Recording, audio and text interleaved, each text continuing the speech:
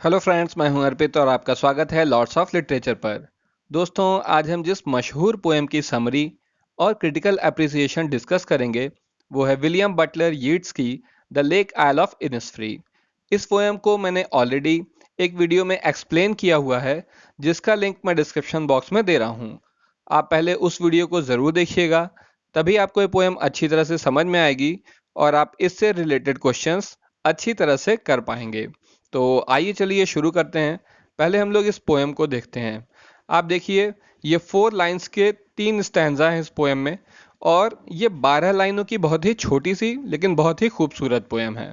और सबसे पहले हम इसकी समरी डिस्कस करेंगे, उसके बाद हम इसके क्रिटिकल अप्रिसिएशन पर चलेंगे। तो चलिए समरी से शुरुआत करते हैं।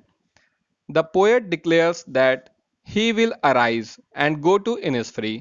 यानी बिल्कुल पोएम की शुरुआत में ही इसके जो पोएट हैं विलियम बटलर यीट्स, वो डिक्लेयर करते हैं कि वो उठेंगे और चले जाएंगे। और कहाँ पर जाएंगे? वो जाएंगे इनिसफ्री में। तो देखिए आप, बिल्कुल इस पोएम की शुरुआत में ही एक तरीके से पलायन की बात हो रही है कि इस जगह को बिल्कुल छोड़कर चले जाना। Where he will build a small cabin, जहां पर वो बनाएंगे एक छोटा सा cabin of clay and wattles made. और वो किस चीज से बना होगा? वो बना होगा क्ले से, यानी मिट्टी से। मिट्टी, पानी, कीचड़, इस सब का पूरा घोल जैसा होता है जिससे गांव में दीवारें बनती हैं, उसकी बात कर रहे हैं ये क्ले। और वेटल मतलब होता है वो छप्पर जो बेंत और पत्तियों की छान जैसी बनी होती है, जिसे हम लोग के यहाँ आमतौर पे छप्पर कहा जाता है, छान कहा जाता है, और जगहों पे अलग भी चीज कही जा सकती है। तो उससे बनी हुई ये एक कैबिन बनाएंगे। There he will have 9 beans rows and a bee hive. और इसके अलावा वो वहां पर खेती भी करेंगे, और वो बीन्स की 9 रोज वहां पर लगाएंगे, और वहां पर वो बीन उगाना चाहते हैं। एंड अ बी हाइव, और इसके अलावा वो वहां पर मधुमक्खियों का एक छत्ता भी लगाएंगे। And live alone in the glade loud with the sounds of bees. और वहां पर वो अकेले ही रहेंगे इन मधुमक्खियों की भुनभुनाहट के बीच में। द बी लाउड ग्लेड मतलब मधुमक्खियों की भुनभुनाहट के बीच में रहना। He says that he will have peace there. और वो कह रहे हैं कि वहां पर उन्हें पीस मिलेगा, शांति मिलेगी। For peace drops from the wheels of morning to where the cricket sings. देखिए कितने खूबसूरत तरीके से इन्होंने अपनी बात को कहा है कि ये जो पीस होगा ये इनके ऊपर ड्रॉप होगा, यानी इनके ऊपर गिरेगा। और किस तरह से गिरेगा? द व्हील्स ऑफ मॉर्निंग, सुबह का जो एक कोहरा कुहासा सा होता है, व्हील मतलब होता है चादर, तो उस कोहरे को ये व्हील कह रहे हैं कि मॉर्निंग का जो व्हील होगा, जिस तरह से वो कोहरा गिरता है कहाँ पर? जहां क्रिकेट गाते हैं। क्रिकेट मतलब झींगुर, तो घास के मैदानों में झींगुर रहते हैं, तो वो जहां पर गाते हैं यानी घास के मैदानों पर जिस तरह से कोहरा गिरता है, उसी तरह से पीस इनके ऊपर धीरे धीरे गिरेगा, इनके पास धीरे धीरे आएगा। तो आइए चलिए आगे देखते हैं। Midnight there is glimmer, और उस जगह पर जो मिड नाइट होगी वो भी चमकदार होगी। कहने का मतलब है कि चांद और सितारों से भरी हुई होगी। And Noon is a purple glow, और दोपहर के समय भी वहां पर एक पर्पल कलर का सा ग्लो छाया रहेगा।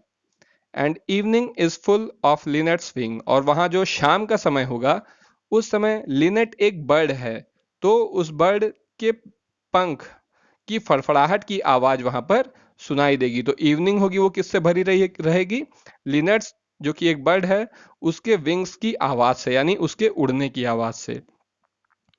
ही डिक्लेयर्स अगेन, और फिर वो डिक्लेयर करते हैं that he will arise and गो, कि वो उठेंगे और चले जाएंगे। For always night and day he hears the lake water lapping. और हमेशा दिन में और रात में, यानी कि हर वक्त ही वो सुनते हैं। क्या सुनते हैं? द लेक वाटर लैपिंग, कि जो लेक है कोई, ये इनिस्फ्री जो आइलैंड है उसकी ये बात हो रही है कि वो जो लेक है उसके पानी की आवाज इनको दिन में रात में हर वक्त सुनाई देती रहती है। With low sounds by the shore, किनारे पर जो लहर के पानी का धीरे धीरे आवाज आती रहती है, धीमी सी। अगर आप कभी किसी झील के किनारे बैठे हो थोड़ी देर, तो आप महसूस करेंगे कि एक बहुत धीमी धीमी सी आवाज पानी की आती रहती है। वो समुद्र जैसी आवाज नहीं होती है जो कि काफी तेज होती है। झील के किनारे बहुत धीमी सी आवाज आती है, बहुत अच्छा लगता है सुनने में। तो ये उसी की बात कर रहे हैं कि किनारे पर वो जो आवाज आती है वो मुझे सुनाई देती है दिन में भी और रात में भी, हर समय। और आगे क्या कहते हैं ये, while he stands in the city on the roadway और द पेवमेंट ग्रे। देखिए ये एक तरीके से दिल तोड़ देने वाली लाइन है कि ये आवाज उन्हें कब सुनाई देती है। अभी तक तो उन्होंने इतनी अच्छी अच्छी चीज बताई कि मैं यहाँ जाऊंगा, वहां जाऊंगा, ऐसा करूंगा, मेरे पास पीस आएगा, मुझे बहुत अच्छा लगेगा। और ये जो झील की आवाज है ये मुझे बुला रही है, लेकिन ये कहाँ बुला रही है, ये तब इनको सुनाई दे रही है ये आवाज जबकि वो खड़े हैं शहर में। और शहर में भी कहाँ पर, ऑन द रोडवे, सड़क पर, और the pavement grey. Pavement grey मतलब फुटपाथ, सड़क के किनारे का जो फुटपाथ वाला हिस्सा होता है। तो जब ये वहां पर खड़े हैं तब उन्हें ये आवाज सुनाई देती है। कहने का मतलब ये है कि अभी अपनी कल्पना वाली दुनिया से, जो कि लेक आइल ऑफ इनिस्फ्री में है, वापस आ गए हैं अपनी सच्चाई पर कि मैं तो यहाँ शहर में एक बोरिंग लाइफ जी रहा हूँ, लेकिन ये आवाज मुझे बुला रही है अपने पास, और ये हर समय मेरे दिल की गहराइयों में बसी हुई है। असल में ये आयरलैंड में रहते थे विलियम बटलर यीट्स, और जहाँ इनके नाना का घर था, बाद में इनकी फैमिली वापस यहाँ लंदन में सेटल हो गई थी। तो इनके बचपन की ये यादें हैं जो वहाँ से जुड़ी हुई हैं। तो इसीलिए कह रहे हैं कि वो जो लेक है वो मुझे बुलाती है। He hears the sounds with in himself. और ये आवाज जो है वो अपने भीतर ही सुनते हैं, in the deep heart core, अपने दिल की गहराइयों में। तो दोस्तों ये थी इस पोएम की समरी। अब आइए थोड़ा इस पोएम का क्रिटिकल एनालिसिस कर लेते हैं, और सबसे पहले हम इस पोएम की फॉर्म के बारे में बात करेंगे। The lake isle of Innisfree is written mostly in hexameter, यानी इस पोएम को ज्यादातर हेक्सामीटर में लिखा गया है, with 6 stresses in each line. और हर एक लाइन में 6 स्ट्रेस हैं, इसीलिए इसको हेक्सामीटर कहा जा रहा है। इन अ लूजली आयम्बिक पैटर्न। और इसका जो पैटर्न है वो लूजली आयम्बिक है, यानी कि बहुत स्ट्रिक्टली इसको फॉलो नहीं किया गया है। The last line of each 4 line stanza shortens the line to tetrameter. और ये देखा था आपने शुरुआत में कि 4 4 लाइन के 3 स्टैंजा थे, तो उसमें से जो लास्ट लाइन है हर 4 लाइन के स्टैंजा में, वो क्या कर रही है, शॉर्टन्स द लाइन टू टेट्रामीटर। वहां पर जो है टेट्रामीटर का इस्तेमाल हुआ है। Each of the 3 stanzas has the same AB rhyme scheme। और ये तीनों ही जो स्टैंजा हैं उसमें सिमिलरली AB राइम स्कीम का इस्तेमाल इन सभी में होता गया है। AB फिर AB और उसके बाद फिर से AB। Formally this poem is somewhat unusual for Yeats. और देखिए अगर फॉर्म के लिहाज से देखा जाए तो ये पोएम यीट्स के लिए असामान्य है। क्यों असामान्य है, आइए आगे देखते हैं। ही रेयरली वर्कड विद हेक्सामीटर, क्योंकि यीट्स जो है बहुत कम ही उन्होंने हेक्सामीटर में काम किया है। तो यही ये लिख रहे हैं कि वो रेयरली ही हेक्सामीटर में कुछ लिखते थे। And every rhyme in the poem is a full rhyme. और एक और खासियत है कि इस पोएम की हर राइम जो है वो फुल राइम है, जबकि यीट्स आगे चल के फुल राइम में लगातार नहीं लिखते थे। आगे देखते हैं। There is no sign of the half rhymes Yeats often prefer in his later work. देखिए यही बात इन्होंने कही भी है कि यहाँ पर कोई उसका साइन नहीं है, किस चीज का, हाफ राइम का, जो कि यीट्स अपने बाद के जो है वर्क है, उनके जो बाद की जो पोएम्स हैं, बाद की राइटिंग्स हैं, उसमें वो हाफ राइम प्रेफर करते थे, जो कि इस पोएम में कहीं भी दिखाई नहीं देती है। आगे चलते हैं। अब थोड़ा इस पोएम की हम लोग पोएटिक क्वालिटीज को देख लेते हैं। The lake isle of Innisfree published in Yeats second book of poems. इनकी जो सेकेंड बुक थी पोएम्स की, उसमें जो है ये पोएम पब्लिश हुई थी, और ये हुई थी 1893 में। और इस बुक का क्या नाम था, बुक का नाम था the rose. Is one of his first great poems. और ये उनकी बिल्कुल शुरुआत की ग्रेट पोएम्स में से एक है। And one of his most enduring. और उनकी मोस्ट एंड्यूरिंग पोएम्स में से भी एक है। एंड्यूरिंग मतलब जिसके ऊपर समय का असर ना पड़े, और समय के बाद भी, यानी बीतते हुए समय के साथ भी उसकी ग्रेटनेस बनी रहे। तो ये पोएम कितनी एंड्यूरिंग है इसका अंदाजा आप इसी से लगा सकते हैं कि अगर आपके पास आयरलैंड का पासपोर्ट है तो उसमें पीछे की ओर ये पोएम लिखी होती है। यानी हर व्यक्ति जो आयरलैंड का सिटीजन है, अगर उसके पास पासपोर्ट है तो उस पर ये पोएम प्रिंट है। The tranquil hypnotic hexameter recreates the rhythmic pulse of the tide। तो यहाँ पर ये जो हेक्सामीटर का इस्तेमाल हुआ है, जो बिल्कुल एक शांत और खुशहाल सा है, एक बहुत शांति वाली खुशी। ट्रैंक्विल मतलब शांत भी और सुखद भी। तो जो ट्रैंक्विल हिप्नोटिक, हिप्नोटिक मतलब हिप्नोटाइज हो जाना, एक किस्म का जो सम्मोहन ये पोएम कर देती है, जो हेक्सामीटर ने यहाँ पर क्रिएट किया हुआ है, वो एक रिदमिक पल्स की तरह है, और टाइड माने लहर, वो एक लहर की तरह है।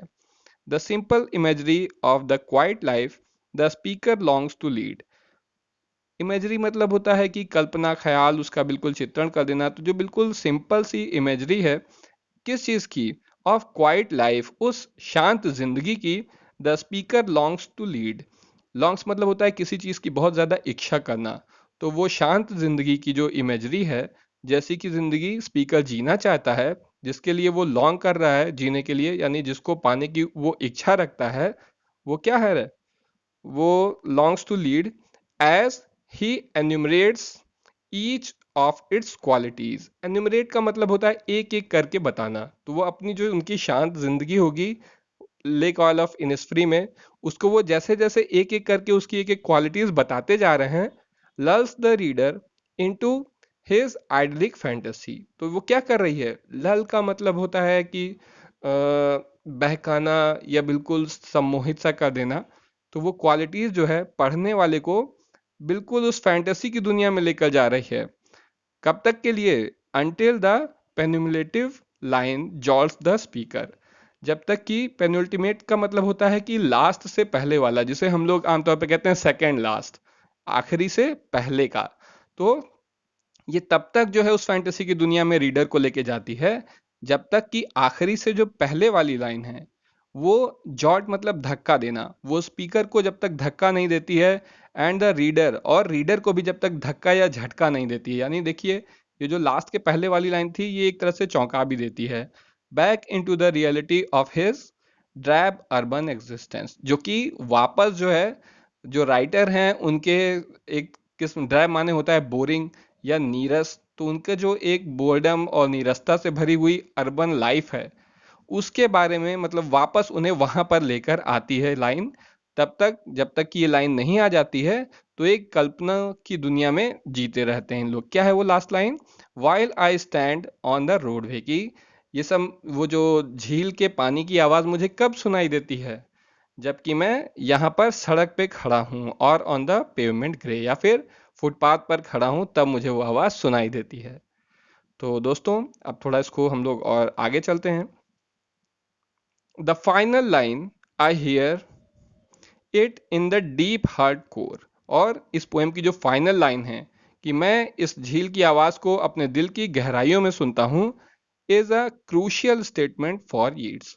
वो यीट्स के लिए भी एक क्रूशियल स्टेटमेंट है। किस तरह से? आइए आगे देखते हैं।